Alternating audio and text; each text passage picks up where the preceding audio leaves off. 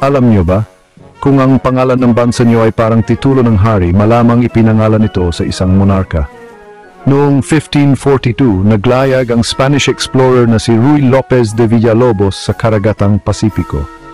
Nang may matanaw siyang mga isla, tinawag niya itong Las Islas Filipinas bilang pagpupugay kay Prinsipe Felipe ng Espanya na naging Hari Felipe II kalaunan.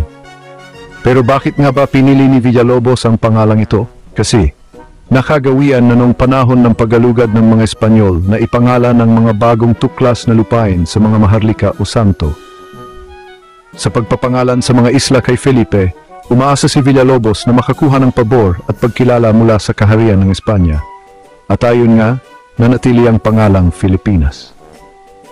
Mula sa pamumuno ng Espanya hanggang sa pananakop ng Amerika, nagtagumpay ang Pilipinas at naging simbolo ng mayaman at magkakaibang kasaysayan ng bansa.